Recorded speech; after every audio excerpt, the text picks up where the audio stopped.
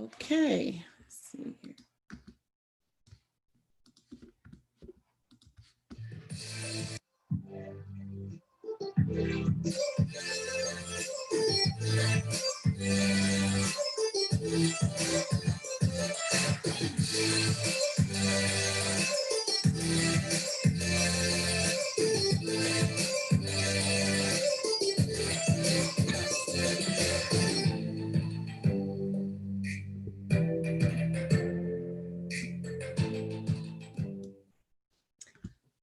Well, good evening, and welcome to Empowered Minds with the Bridge Builder. I am your host, Ambassador Dr. Jacqueline Mohair, and I am super excited about our show on tonight. We have a full panelist of amazing guests, and they are loaded with heavy information. Our panelists are Miss Sherrie Washington, who is the Rockdale County Commissioner, Mr. Representative Billy Mitchell, State Representative of District 88. We have Miss Marlene Midget Fosque, who is Gwinnett County Commissioner. And we have Matilyn Jones, the candidate for Senate for District 45. How you all doing tonight? Great. I tell you, it is wonderful to have you all on here. You all are doing some amazing things in the community.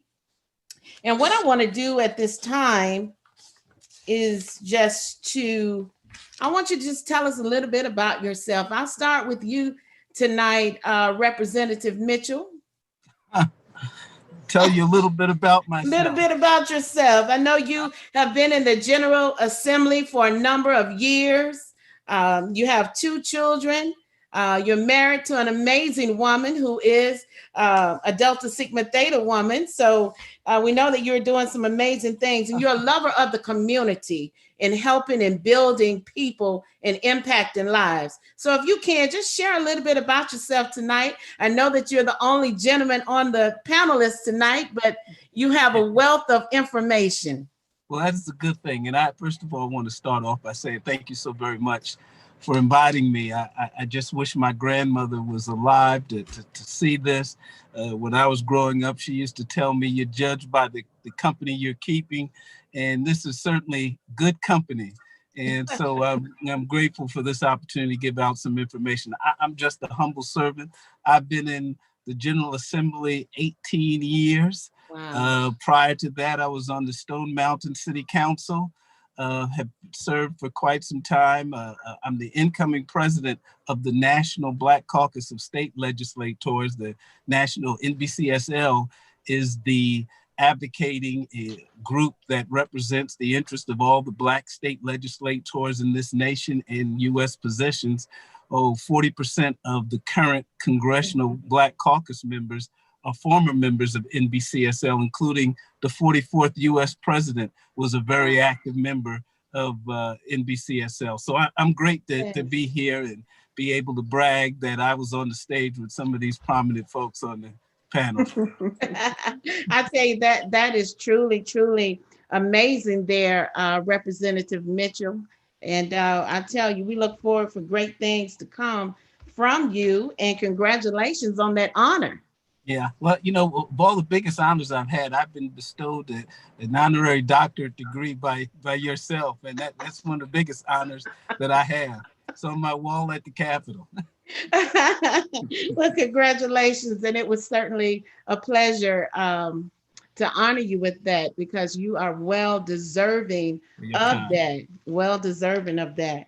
I'm going to come back to you. I want to go ahead and introduce Miss Marlene, Commissioner Marlene Fosque. If you could tell us a little bit about yourself tonight. I know that you are the commissioner for my district. You ran in 2018 and you won, and you're doing some amazing things for the county.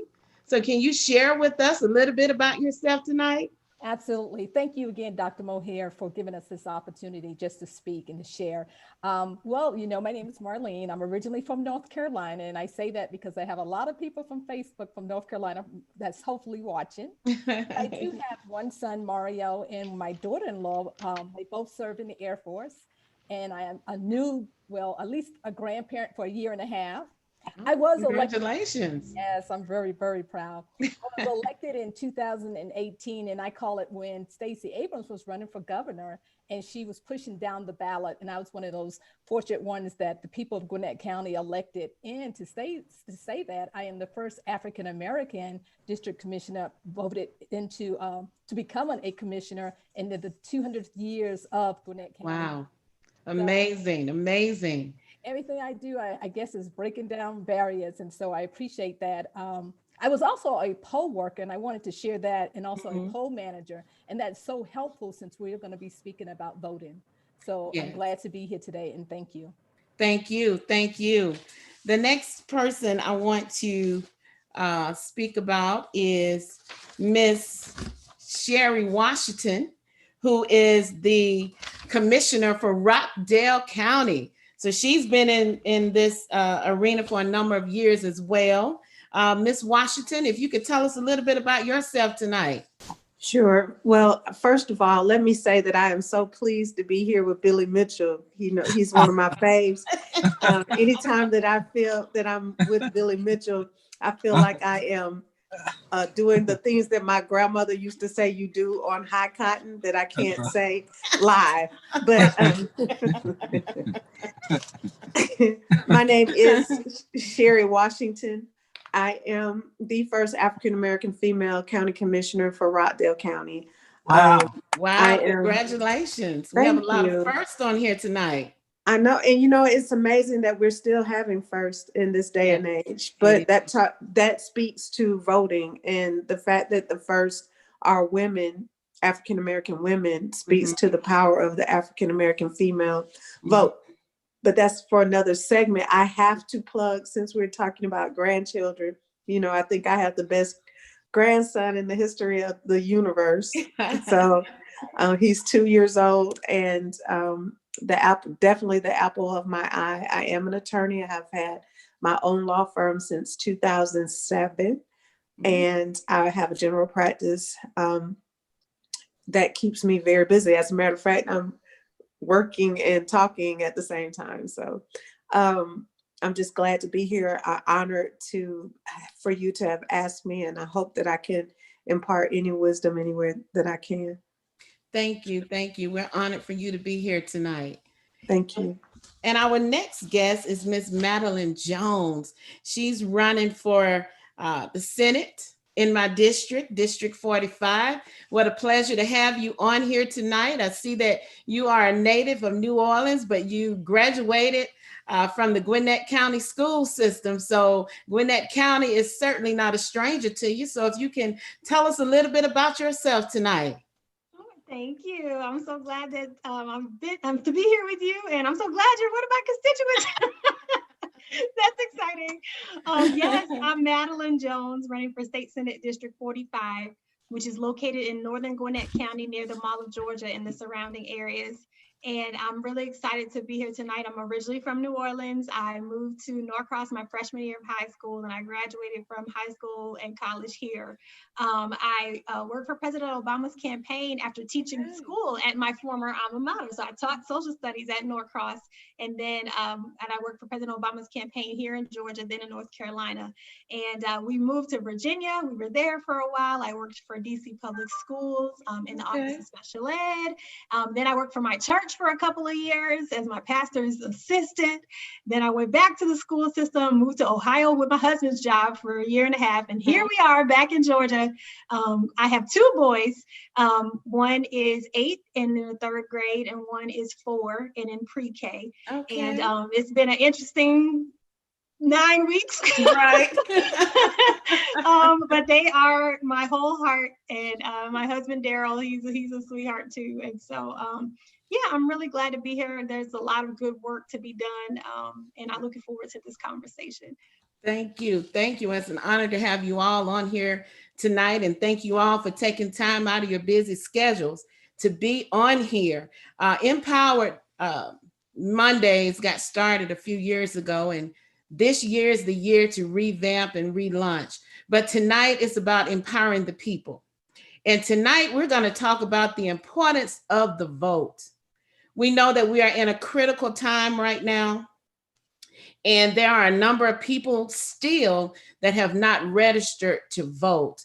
And I want to ask the question to you all as it relates to voting. What can we do to really get people to the polls and to get people registered?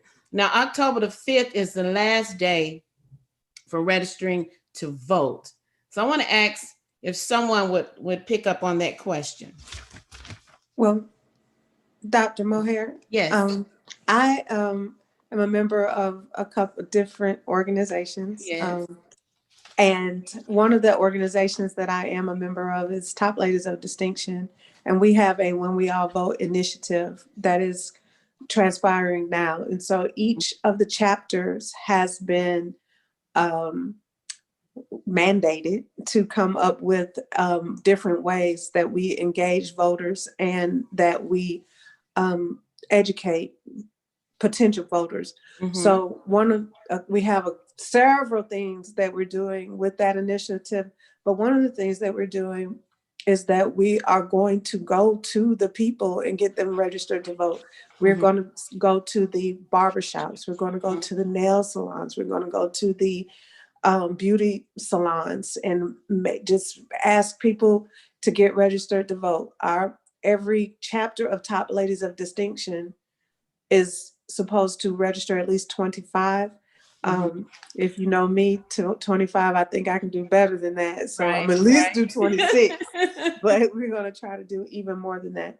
So that's one of the things that I think that if we all could collectively say, you know what, let me put an hour into this. Let me put 2 hours into this. Let me see if I can get 10 people registered to vote, 5 even, then we could get more people registered to vote. But it goes beyond getting them registered to vote. It's okay, I registered you to vote, but let me get that phone number so that I can harass you during early voting, on election day. I need to make sure that you vote. So I think that if we are serious about it, I always say you always put your money where your mouth is. Time is money. So you put your time and money where your mouth is, and you go to the people that you know are historically not going to vote, and then try to get them registered. I wish that I had the gumption to go to some of these male establishments and get people registered to vote, because I think that we would do well there. You want to go with me, Representative Mitchell? You know, I'll go anywhere with you. And this is absolutely. You know, if I may say, I'm going to tell you, you know, it's fortuitous that we have all women panel, with the exception of myself, of course, because you women truly are doing some great things. You know, the #1 voting demographic in Georgia is Black women. They vote more than any other demographic in the state. And I will tell you, when Stacey Abrams ran for governor, she really was cheated. You know, she was running against the current Secretary of State. I could tell you how they purged so many voters on the eve of election. I can tell you about a number of things. She truly was cheated. However, even with that said, in DeKalb County alone, there was 100,000 Black men who were registered who did not vote. Stacey only lost by 53,000 votes, 1.4% of the vote. All over the state, it was something like 250,000 Black men who were registered to vote who did not vote. Women are voting at over 70% of the registered voters in Georgia. Black men are less than 50%.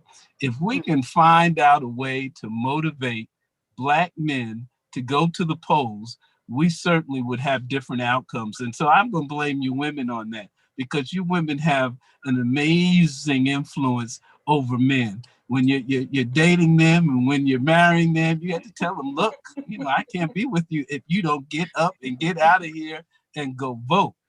We have to find a way to get them. And I will say, as the incoming president, that's going to be an initiative of mine. We're going to partner with the NAACP, Reverend Jackson, Al Sharpton, to find out why Black men are not motivated to go vote like they should. Can I tell you another initiative that I'm doing with that in that regard? Yes. So during my election, my past election that I just won, I realized that Black males were not voting, and we're out here protesting because of their lives being disproportionately taken. So I partnered with some community leaders here in Rockdale and Newton County, and we're actually going to do a 1,000 Black men march to the poll. Wow. It is going to, hopefully it's going to be unprecedented and historic. We've been meeting every week to get it together. The march is symbolic, of course, at honoring C.T. Vivians, honoring John Lewis, honoring Joseph Lowery, but marching 1,000 Black men so that they can collectively vote in 2 counties. The goal is to have their presence, get the men excited about their vote counting and getting them out to vote. So I'm super excited about this initiative. We're just getting it out. We just got the flyers done yesterday. So you all should be hearing more about it. It's going to be October the 24th on that Saturday early voting. If you know anybody in Rockdale and Newton counties, we will be marching. In Rockdale, we're marching from Wheeler Park over to the early voting site, which isn't very far. Like I said, the march is symbolic. We're assembling at 8:00 and the polls open at 9. And then in Newton counties, we are marching from the old jail, which is downtown, over to the early voting place. Once again, assembling at 8:00 and the polls opening at 9. So that's something that has been in my heart, especially now that I do have a grandson. He will be marching at 2. And so, I think that Black men need to have something to get excited about, something to gather around. And hopefully this will be at least a catalyst in that regard. I think that is just absolutely amazing. And I commend you on that. Thank you. Absolutely. 1,000 men to the poll. That is amazing. I'm going to call you, Sherrie, I'm going to steal that idea for all the metro counties. We're going to get you some resources to see about expanding that statewide. Let's go. We'll be in touch. Please come on. I want it all. Let's go. Thank you. That's powerful. Thank you, Representative Mitchell, and please include Gwinnett in that. I will definitely have some men to contact you, or if you contact me, then we will make sure that all of us are included, because I think that's huge. That is huge. Wow. Amazing. Absolutely. That is powerful. We really need to get out and vote. What about the people that are migrating here? And what I mean by that, I can relate as far as growing up, knowing about voting, working with my father in the community, making sure that individuals got to the vote. But it's once I graduated college, moved to Dallas, Texas, didn't know no one.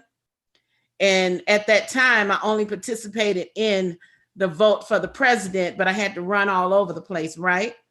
But I want to say that, what do you say to those individuals? Because I'm finding out that there are a lot of people that have moved here that have not registered to vote. I know one of the things that I do is I point them to register to vote at the .sos, the Secretary of State sites.ga, and just show them. It takes a few minutes to either show them, to encourage them to go out to the MVP site, to mvp.sos.georgia.gov, where they can look to see if they are registered. But we can encourage them. They can get registered via their driver's license. They can now go to the new to our website and everything like that, to the state website. But I honestly just show people quickly how quickly it is to register on your iPad, on your phone, but it's very, very simple to do. And it seems like we are getting, at least I know I'm receiving so many texts from so many people that's pushing us to vote. So I think it would be hard for people not to know, but we do know people who have not registered. So we need to keep, just pushing that and promote that even more. Yes, yes, I agree. And even the ones that are in the state that have moved, say from Gwinnett County to Rockdale County to other, or even in Gwinnett County and moved to, say from Swanee to Beaufort. And a lot of times those people think they can go back to their last address and register or go and vote. Well, one of the things that we tell people again is to check. You can check at the MVP site exactly where you're supposed to vote. It'll tell you your precincts. It'll tell you exactly what seat, everything, where your districts are. And then you can go and re-promote that, because that's the best way to check to see if you are even registered. But if you don't want to do that, you can check in Gwinnett County. You can even go to our Gwinnett County election site and you can get information from there too. And there's different ways that you can vote. But first things we got to do is get you registered before we can go into the method of how to even get your application or how to apply to get your absentee vote or anything like that. Why is the vote so important in this season? I think we all want to answer that one. Matilyn looked like she was about to burst. So go ahead, Matilyn. I think it's just important anyway, right? Obviously, it's super important anyway why we're all here. But someone asked in a group that I'm in, what do you tell someone who does, they're not sure about voting and the argument about our ancestors doesn't resonate with them? And to me, what resonates with me is that we work really hard for what we earn. And it's important to have a say in who's going to spend our money. That's how, and these laws, we're all responsible for following the law as a part of citizenship.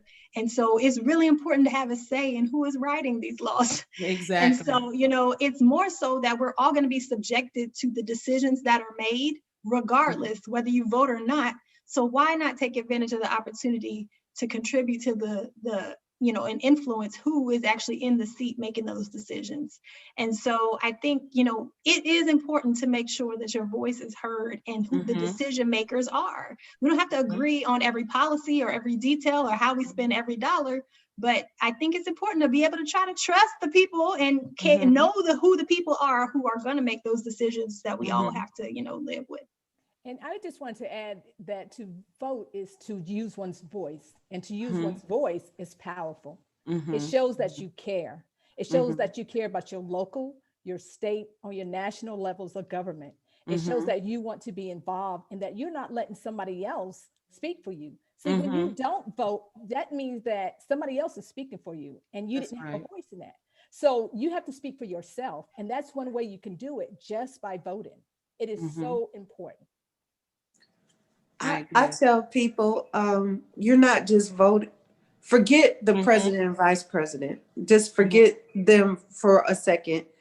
We just lost a major Supreme Court justice. Yes. We just lost, and then think about not just the president and vice president, but they fill a cabinet.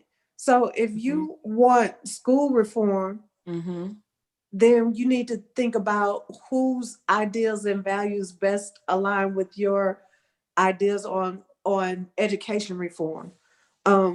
If you are concerned about chokeholds, then the Attorney General and the Department of Justice, that's key in how we move forward in that sector. So you're not just voting for the president and vice president, you're voting for the fabric of this country when you vote in any election. So those are the things that we also need to be cognizant of when we are voting. Like I said, just if you don't like the president and the vice president, you still want to find people who most closely aligns with your values on other things. And I agree with that. Can someone talk about, because I get this question where people say, why vote? My vote don't count. You look at the popular vote. Can someone talk about that? Just the breakdown of the electoral college and how that worked. Go I'll ahead. raise my hand for that because I used to be a social studies teacher. My undergrad degrees in political science, and I think this is the bottom line. It's math, and math wins every single time. Even in electoral math, your individual vote contributes to whether or not your person wins the state or not. So even in electoral math, when the candidate has to win states, your individual vote is what determines whether or not the state is red or blue. And so it's just math, and nobody can argue with math. And so I think that a lot of the misunderstanding about how the process works is because of social studies and a lack of emphasis on civics and prioritizing social identity in social studies. I think one of my priorities is to connect with the state superintendent and talk about what that curriculum looks like statewide, because our kids leave not really understanding how fundamental this is, their civic social responsibility as citizens. And it's not their fault all the way. It's just that it needs to be more formal, the voting process and how it works and why it works and the math part. So that by the time they, get 17 and a half and can register, this is very common for them. And they have a common understanding, just like they have a common understanding of times tables, of times tables or the periodic table or whatever else they learn, throughout the schooling. And to add to that too, really, I wish it was that the president would be elected by the popular vote. As we know that they're not, it's basically by the electoral votes. We know the popular vote was there because when you think about the election with Hillary Clinton, that she had the popular vote, but she still didn't win. So we have to make sure that the electors are chosen, as we know, people chosen by their state parties prior to the general election, and they are the ones who cast the vote for president on that first Monday after the first Wednesday, I think in December.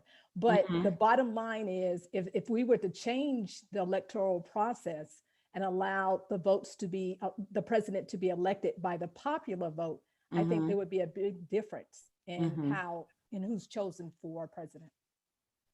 And I agree with you. I agree with you all on that. What are your thoughts regarding voter being suppressed, our votes being suppressed, voter suppression? So when you say voter suppression, are you asking the things that people are blatantly doing to discount our votes? Are you asking, do we believe that it's live and well and we need to come up with a strategy to combat it? Is that the question? I'm saying both. We need to come up with a strategy and things that are being done. Right. Okay. So you go ahead, Dr. Mitchell. I will tell you, there's no question there's voter suppression. However, as indicated before, we have the ability to vote in numbers too large to suppress. And we have to take some responsibility for that. I will tell you, in the last primary election in some urban communities throughout the state, we had people waiting 8 hours in the rain to vote. There were people who arrived at a time when they was not able to cast their ballot until well after midnight. There were precincts in urban areas that did not have enough voting machines, and there were precincts in suburban areas that had more than enough voting machines.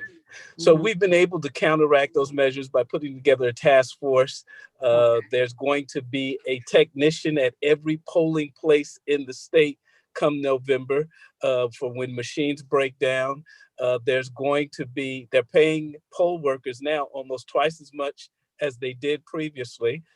They've increased the numbers of polling locations. So there's all kinds of resources that were put in to help the Secretary of State to prevent those kinds of problems. But I will be quite candid with you. There's going to be others. During the presidential election, almost 3 times as many people are going to come out to vote as did the primary. I think people are really motivated, so that means it's going to be even crazier. So I would suggest that we vote by the early voting period or absentee ballot. A lot of people don't trust the absentee ballot, but we have an advanced voting period that you can go and vote as you would on November 3rd. Just we need to get out there. And as I say, our cry is going to be vote in numbers too big to suppress.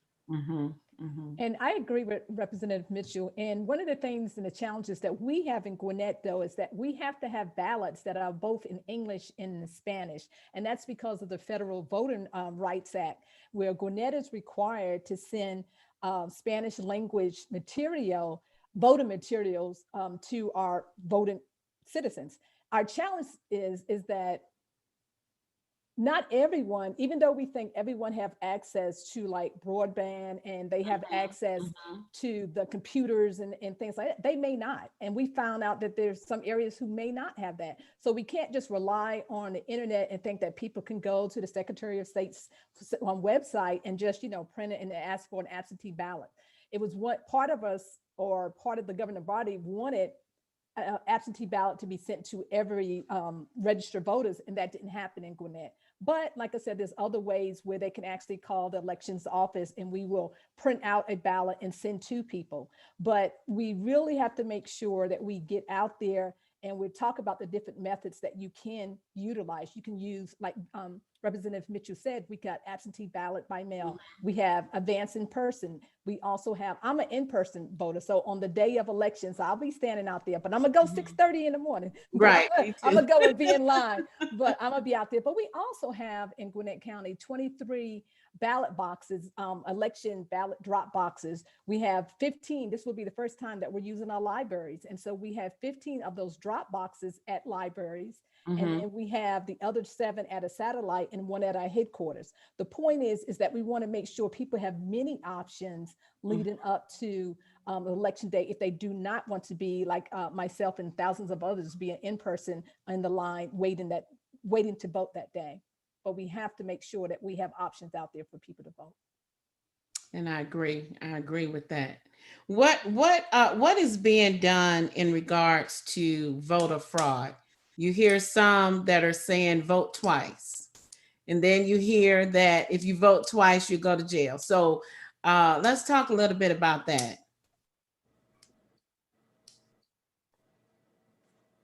We don't want anybody to vote twice. No, we don't. That's for sure. Don't do that. Do not do that. The reality is voter fraud is almost a misnomer. It rarely happens. As a matter of fact, in our community, it's hard enough to get people to vote once, let alone twice.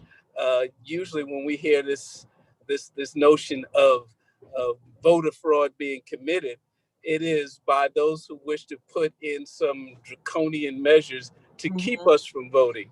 Because the reality is, it is such a way down that it is very difficult for you to commit voter fraud. And the only one instance of mass voter fraud was done by the conservative Republicans in North Carolina. Occasionally, there are people who moved out of the state, and there have been those who voted in the state they were from and the state they're going to. But this notion of mass voter fraud is just non-existent. Okay. We need to talk about it. I'm glad you guys have said what you said, and we say it again: do not vote twice. Do not. What do you think is at the top of the mindset of voters? You speaking of what issues? The issues, correct. I feel what I've seen is homelessness, as far as for homelessness prevention. I've seen food insecurities. I've seen jobs. I've seen the concern with COVID-19 and how does that impact my family. I've seen education, of course. So it's so many different issues that's out there, but a lot has to do with our economics as far as for jobs and what I can do and what, where I can go. And of course, in Gwinnett County, transit is another issue that we have at the top of our ballots, on the top of our minds on challenges we need to fix. Mm-hmm. Mm-hmm. I say COVID-19 and all of the things that I think COVID has touched on every aspect of all of our lives. It's had an economic impact. It's definitely had a social impact. It's had a impact on education across the board. It's had an impact on mental health. It's had an impact on the social, civic issues.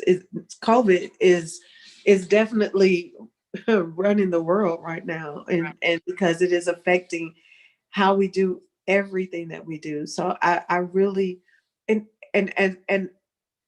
as someone who is governing and had to govern through it, I know that we are still managing COVID. We're still giving out information on daily COVID numbers, or even where you can go get tested, making sure that people are in compliance. Rockdale County defied the governor's orders, and we implemented a mask ordinance. We're still dealing with all of the effects of COVID, and I think COVID is what is on everybody's mind, and the management of it. And I think that people are going to take that to the poll in one way or another.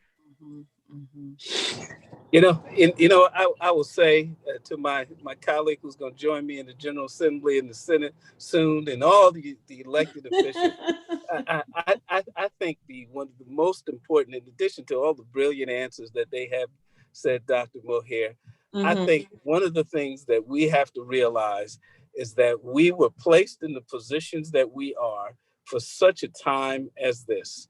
The reality is that we have so much inequity, inequality in our laws and in our economic system, in our jobs, that we need to be able to put into the system a correction to where there can be equality. Much of the Black Lives Matter and defunding the police is a result of the inequalities that the average person could easily see.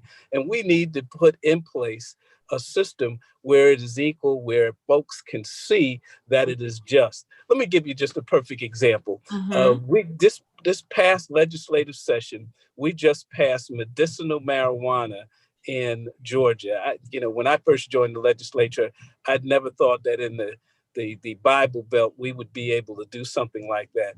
They could not have passed that without the help of Democrats, namely Black Democrats. So as the person that committee that came from and the lead person on that, I said, well, if you need us to pass this, then for the first time in the history of Georgia, they had to guarantee a certain percentage of the contracts and the economic opportunities were going to Black people.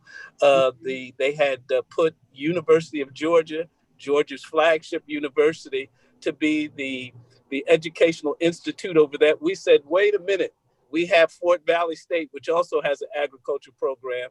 We want them to get a contract like that as well, guaranteeing that over the lifetime of this medicinal marijuana, they could receive up to $1 billion for an HBCU, which is unheard of. Wow. The reality is we want the economic opportunities when people receive jobs and contracts for their businesses. They perform differently. They act differently. They join the class of Sherrie Washington, those rich folk, and they can do better as a result. As Tupac Shakur used to say, it feels good to pay the rent when the rent is due. Right. And the reality is we want to be able to make sure that our community receives some of the benefits of those kinds of policy making, which we're all in a position to do. Absolutely. Absolutely. So what would you say to one to educate themselves? educate themselves more on the topic, educate themselves. We got a teacher in here. What's the teacher has to say? You know, I think things like events like this are very helpful. I think I'm a candidate here. All of you have been elected. And so I'm like, there's a part of me that's like, oh, y'all are where I hope to be. But I think things like this are super important because you get the opportunity to hear different perspectives on the same issues, different voices, get a feel for the person's personality, because I think these forums have been great to get a feel for how people actually are to work with in ways that you don't learn on paper from reading. So I think, obviously going to people's websites, staying on top of the news. I personally look at the BBC News a lot because I like to look at the BBC's writing first and then come back and look at our US version of it in different places. So I like how they write about the US news. And so things like that, where we just kind of expose yourself. But most importantly, after this election, after November, I think it's time for everybody to get serious about what role they want to play going forward in really doing some of this work and getting connected. Personally, I'm a party person, so getting involved in the political party, getting involved in the day-to-day, get your hands on some of this work, because I think the greatest education is a front row seat. So get in here, and it's a lot harder to be critical up close. When you're doing the work, then you can see, oh, maybe that's why things are the way they are, or maybe that's why we can't get this done, or maybe that's why this relationship is so important. So I think the best education after we all vote and serve and volunteer and do all that is to really get involved.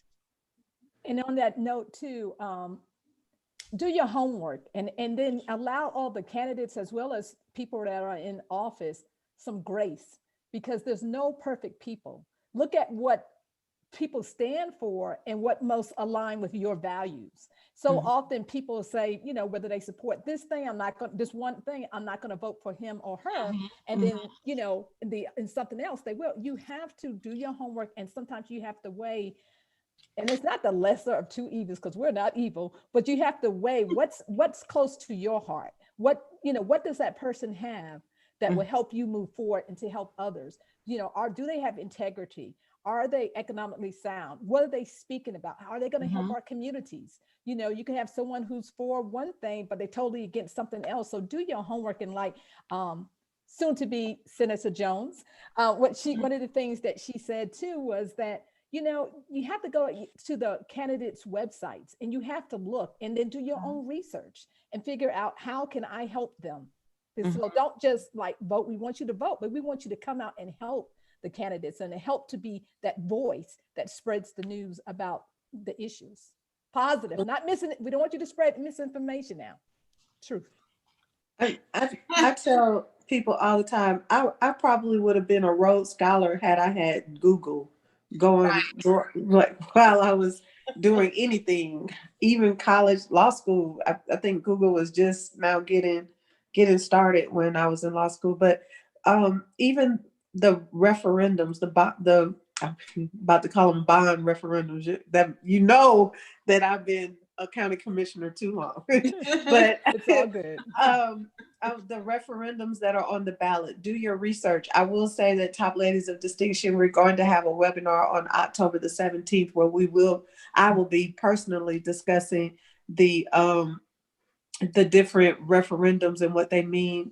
And I'm not giving any recommendations, but we're going over them. But these things, these are constitutional amendments. I think there's at least 2 constitutional amendments that are on the ballot, and for you to vote for them or against them, you need to at least be educated on what they are. You talked about when you do a constitutional amendment, that's amending the very contract that you have with the state of Georgia. Is it that important that you would like to amend it that way? So doing your research with Google or however you can do it is so vitally important. And I think it's almost our civic responsibility to do that also. That's right, to educate yourself. Thank you all for that. I want to come back to Ms. Jones. Can you tell us why you're seeking office? Why you're looking to run for office? Yes, thank you. So, I mean, I'm running because I want to see more compassion in politics. I mean, that's really the bottom line. I want to see more progressive people of faith stepping up to serve as elected officials. I think we need balance in our legislatures. I think we need balance in the conversation about what faith in public life looks like. And I just think that as a former educator, I know that when people have resources and tools and someone standing in front of them who actually believes the best and wants the best for them, that all people can thrive.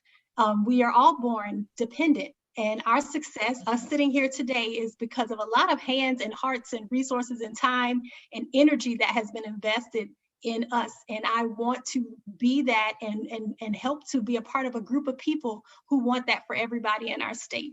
And so that's why I'm running. I care about a lot of things. And so a lot of my campaigning, I talk about values, I talk about compassion, I talk about courage, because I think a lot of the issues that we're dealing with are a direct result of our American history. And we have got to tell this story fully.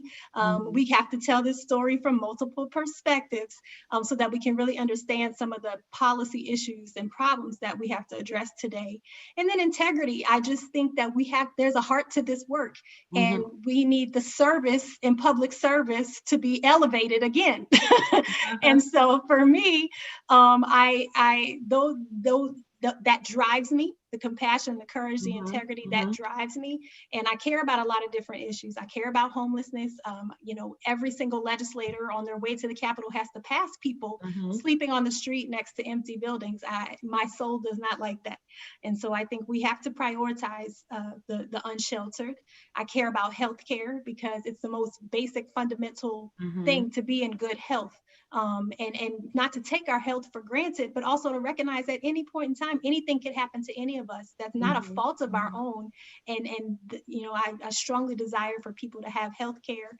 I care about wages and making sure that if people are willing to work and an honest, 40-hour living, 40-hour week, and that people can afford housing for their family, that they can afford to get to and from work, that they can afford, the things that would put them on a path to, long-term success and self-sufficiency. So, I care about a lot of different things.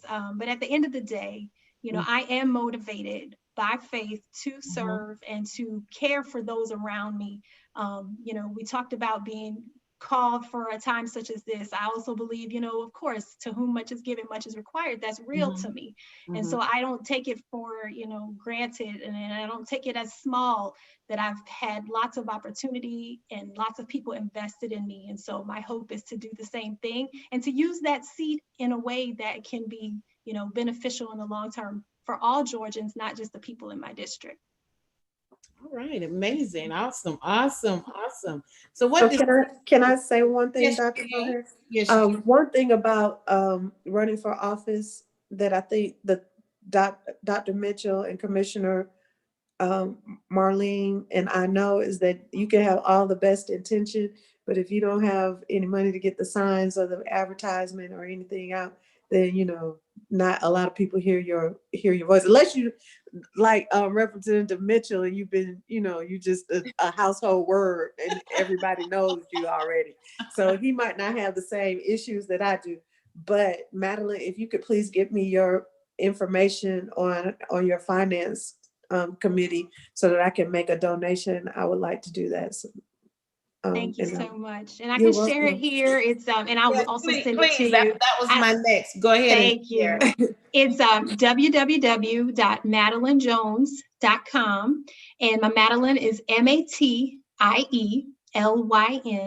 Jones. I'm named after my grandmother, who is Maddie. And so that's where that spelling came from. My mom dropped one of the T's and, added the LYN. And so it's Matilyn with a T, MatilynJones.com. And of course, I'm on Facebook, I'm on Instagram. I'm on Twitter, but not really. No, she's not. Representative Mitchell. I tell you, if I had a teacher like a soon-to-be Senator Jones, I could have made something out of myself. I hope that you do very, very well. And we certainly need more women in public office. And someone asked me, I was being interviewed not too long ago, and someone asked me, how come there aren't more women in public office? And I'm convinced that's because women are smarter than men.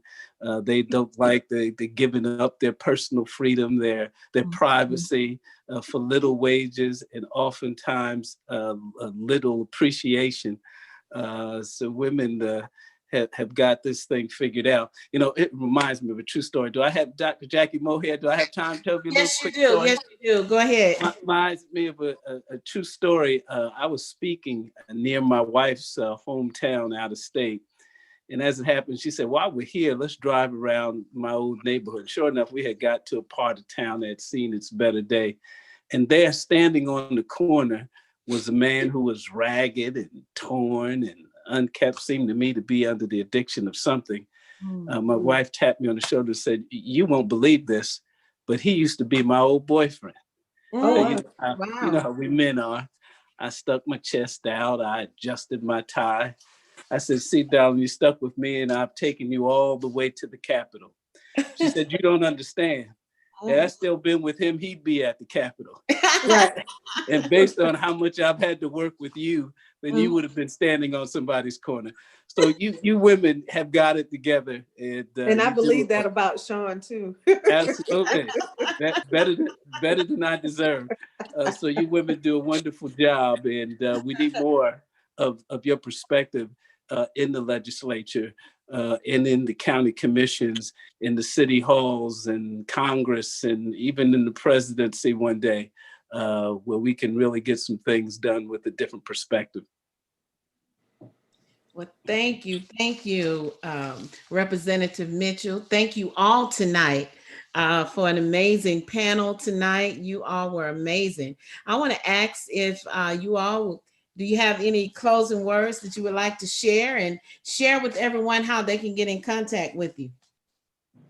Well, I just wanted to say my seat isn't up to 2022, but with it, one of the things I want to make sure that I state is that whatever I'm doing it because I'm listening to the residents. I really am listening to them. I tell them repeatedly, I heard you.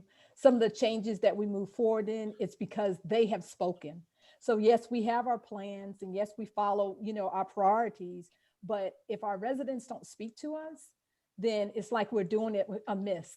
And so I don't want to do that. And so when I came in the office, my tagline back then was, I was an ordinary citizen that would leave with extraordinary results. And that's what we've been doing, but it's not me, it's us. And we're doing that one by one, whatever the issue may be. And, in the community, sometimes we don't move as fast as they would like, but nevertheless, change is happening.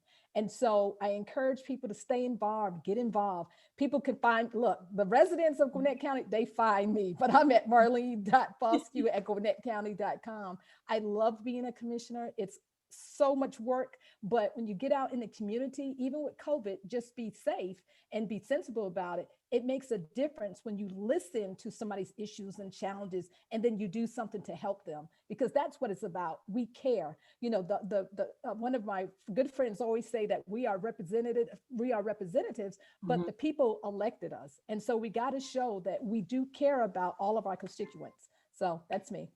Thank you. Thank you, Commissioner. You're welcome. For me, I'll just be quick and say, please vote early. That is my hope, is that everybody will vote by October 30th. That's my personal wish, that everybody would vote early in some way, form, or fashion, so that election day we can have as few issues to mitigate as possible. And if you know anybody who lives in Northern Gwinnett near the Mall of Georgia, please send them to my website, and I would love to have your support. So thank you. Will do. Thank you. Commissioner, Ms. Washington? Yes, first of all, I would like to reiterate, Ms. Jones, please vote. You don't have to vote early for me, just vote. Just get out there and vote. Also, understand that it is something that people, if it weren't so important, then people wouldn't try to take it from you. So it is that important that you get out and vote, and teach your children how to vote. We vote as a family. Like, that's very important to me.